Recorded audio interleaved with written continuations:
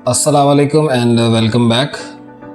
इस वीडियो में हम कवर करेंगे डेवऑप्स को ही, लेकिन थोड़ा सा उसको मज़ीद एलैबोरेट करेंगे, थोड़ा सा उसकी डेप्थ में जाएंगे कि डेवऑप्स क्या है और क्या काम करता है। किसी भी सॉफ्टवेयर हाउस की अगर हम बात करते हैं, ठीक है, तो हमें आइडिया होगा कि सॉफ्टवेयर हाउस में किन किन डेजिग्नेशंस के ऊपर लोग काम कर रहे हैं, उनकी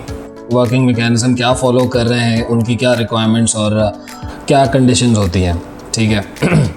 सॉफ्टवेयर हाउस में डेजिग्नेशन वाइज अगर हम बात करें तो एक जूनियर डेवलपर होता है, उसके ऊपर एक सीनियर डेवलपर होता है, फिर एक टीम लीड होता है, फिर प्रोजेक्ट मैनेजर होता है, सो एंड सो। फिर डिपार्टमेंट वाइज बात करें तो टेस्टिंग डिपार्टमेंट होता है, फिर हमारा जो है वो सेल्स वगैरह वगैरह, ये सारी चीज़ें। लेकिन इसके अलावा एक डिपार्टमेंट और होता है डेवऑप्स। ठीक है, फिर अगेन बात हो जाती है कि डेवऑप्स क्या कर रहा है, डेवऑप्स का इस पूरे साइकिल में क्या रोल क्या रोल प्ले कर रहा है। ठीक है ना, तो उसके बारे में हम ये कह सकते हैं कि डेवऑप्स बेसिकली एक ऐसा डिपार्टमेंट, एक ऐसा या तो इंडिविजुअल हम कह सकते हैं जो कि इन सब के साथ मिल के काम करता है। एक आईटी स्टाफ और डेवलपर्स के बीच में एक कोलैबोरेशन क्रिएट करता है, एक मर्जिंग क्रिएट करता है, जिसकी वजह से हमारा काम जो डिलीवर हमें करना होता है उसको हम एक एफिशिएंट तरीके से और जितने भी गैप्स हैं उनको फिल करते हुए बहुत ही एफिशिएंट और कम टाइम के अंदर क्लाइंट की जो भी रिक्वायरमेंट्स और जो भी उसकी नीड्स हैं उनको हम बहुत प्रॉपर तरीके से अंडरस्टैंड करते हैं, उस चीज़ को डिलीवर करते हैं। अब जैसे अगर हम बात करते हैं, कोई भी नया प्रोजेक्ट साइन इन होता है, ठीक है ना, किसी भी सॉफ्टवेयर हाउस में, तो क्या होता है, क्लाइंट के साथ एक इनिशियल मीटिंग होती है। उस मीटिंग में क्या होता है, उस मीटिंग में डिफरेंट डिपार्टमेंट्स से जो है वो लोग अटेंड करते हैं वो मीटिंग। ठीक है, डेवलपर एक होता है या जितने भी डेवलपर्स हों वो बैठते हैं, प्रोजेक्ट मैनेजर आपका बैठता है। ठीक है, ताकि ये लोग अपने अपने डोमेन के हिसाब से,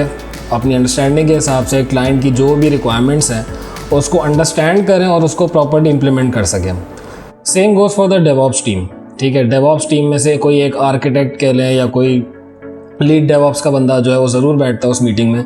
ताकि वो पूरी एप्लीकेशन का जो फ़्लो है, जो भी उसका एप्लीकेशन का आर्किटेक्ट है, वो समझे कि क्लाउड की बात करते हुए उस एप्लीकेशन की क्या नीड्स है, किस प्लेटफॉर्म के ऊपर या किन सर्विसेज के ऊपर जो है वो उस एप्लीकेशन को रन किया जाएगा, बैक एंड सर्विसेज क्या होंगी, सर्वर्स क्या होंगे और किस तरह से जो है वो सारी चीज़ें एक सीमलेस उसमें चलेंगी,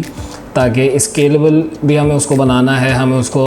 हर वक्त जो है वो सर्वर्स को अवेलेबल भी रखना है। ये सारी चीज़ें एक डेवऑप्स का बंदा ही करता है, क्योंकि उसको आर्किटेक्ट अपने हिसाब से समझ के क्लाइंट की जो भी रिक्वायरमेंट्स हो उसको एज़ पर रिक्वायरमेंट्स इम्प्लीमेंट करने में आसानी होती है। डेवऑप्स का नाम अभी तक मैं कह सकता हूँ कि 40% वो आईटी प्रोफेशनल्स जो कि मतलब इंडस्ट्री में काम कर रहे हैं, लेकिन अभी तक उनको या तो पता नहीं है डेवऑप्स क्या है, ठीक है, या पता है तो कम्प्लीटली नहीं पता कि वो किन प्रैक्टिसेस को फॉलो करते हैं। ठीक है, तो वही चीज़ हम दोबारा से एक बार रिपीट करते हैं कि डेवऑप्स जो है वो गैप फिल करती है आईटी स्टाफ और डेवलपर्स के बीच में, ताकि प्रोडक्ट की डिलीवरी, मतलब कोडिंग, टेस्टिंग, बिल्डिंग और डिलीवरी तक के जो जितना भी प्रोसेस है उसको